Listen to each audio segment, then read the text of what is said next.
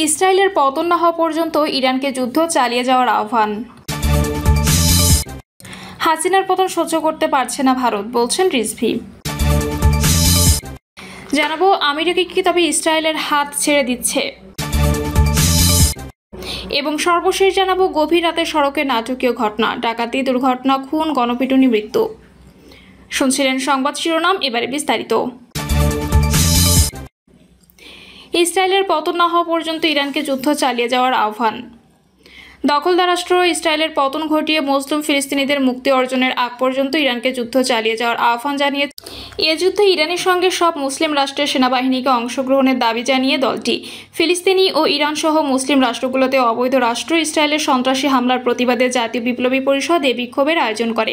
জুমার নামাজের পরপরই তাকবীর ধ্বনি দিয়ে বায়তুল মোকাররমের উত্তর গেটে বিক্ষোভ শুরু করে দলটির নেতাকর্মীরা। এ সময় তারা ইসরায়েলের প্রধানমন্ত্রী বেঞ্জামিন নেতানিয়াহু ও মার্কিন প্রেসিডেন্ট ডোনাল্ড ট্রাম্প বিরোধী স্লোগান দেন। বিক্ষোভে বিপুল সংখ্যক মুসল্লি যোগ দেয়। পরে বায়তুল মোকাররম থেকে মিছিল বের হয়ে পল্টন মোড়ে গিয়ে সমাবেশের মাধ্যমে বিক্ষোভ শেষ হয়। মোহাম্মদ শামসুদ্দিন বলেন, ইসরায়েল জেনেভা কনভেনশন লঙ্ঘন করে মানবতা বিরোধী অপরাধ ও যুদ্ধাপরাধ করেছে, তাদের বিচার করতে হবে। অবৈধ সন্ত্রাসী রাষ্ট্র ইসরায়েলের প্রধানমন্ত্রী নেতানিয়াহুকে গ্রেপ্তার করে বিচার ও শাস্তি নিশ্চিত করতে আমরা জাতিসংঘকে এগিয়ে আসার আহ্বান জানাই।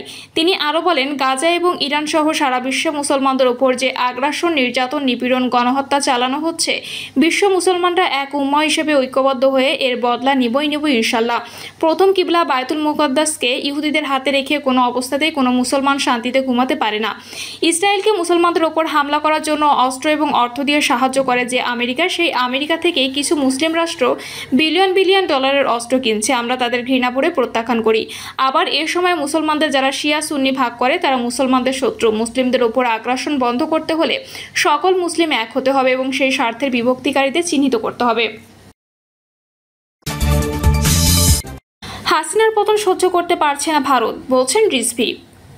বিএনপির সিনিয়র যুগ্ম মহাসচিব অ্যাডভোকেট রুহুল কবির রিজভী বলেছেন, চক্রান্ত ষড়যন্ত্র এখনও থেমেনি। পাশের দেশ যখনই দেখেছে ডক্টর ইউনূস ও তারেক রহমানের বৈঠক হয়েছে, তখন আমাদের ভারপ্রাপ্ত চেয়ারম্যান তারেক রহমানের নামে অসংখ্য কুৎসা ও অপপ্রচার সেখান থেকে চালু হচ্ছে।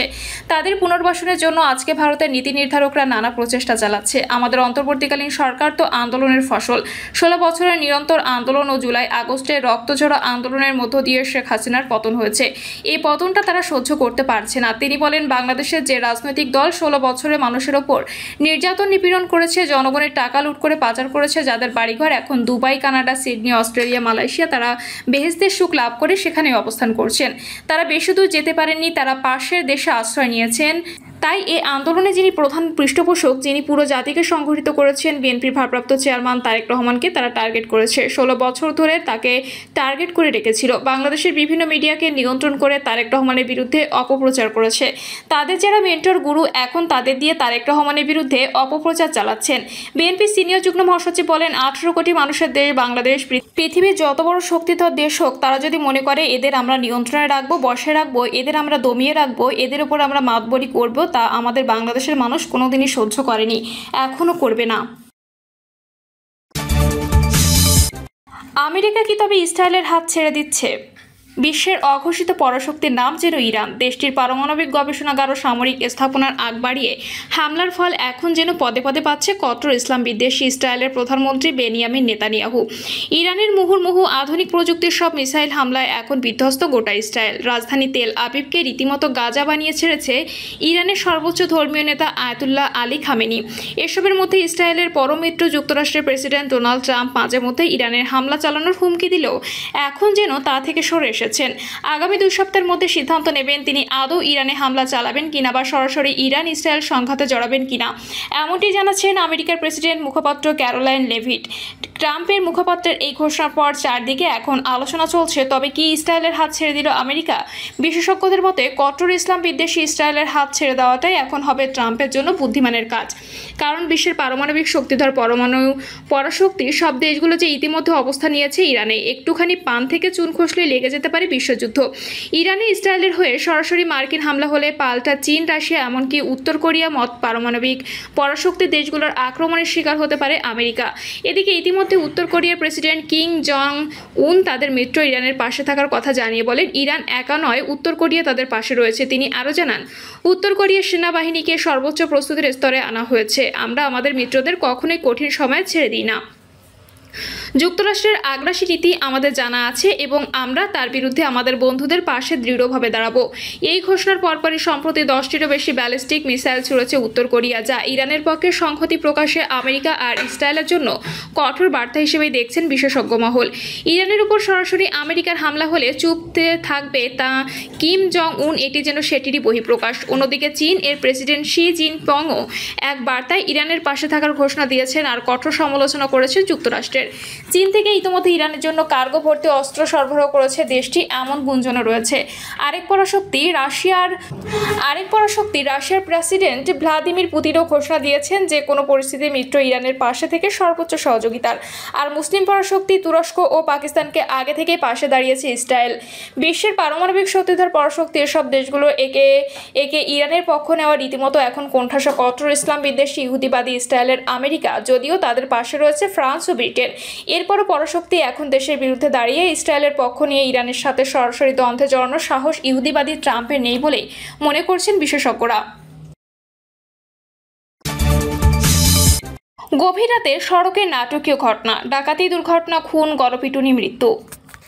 গতকাল গভীর রাতে গাজীপুরের সড়কে এক ভয়াবহ ও নাটকীয় ঘটনা ঘটে গেছে, যা ডাকাতি থেকে শুরু হয়ে দুর্ঘটনা, খুন, গণপিটুনি এবং শেষ পর্যন্ত মৃত্যুতে গিয়ে শেষ হয়েছে। গাজীপুরের শ্রীপুরের মাওনা সাতখামাইয়ের বরমি আঞ্চলিক সড়কের সাতখামাইয়ের মাজার এলাকায় গতকাল দিবাগত রাত 3টার দিকে এই ঘটনা ঘটে।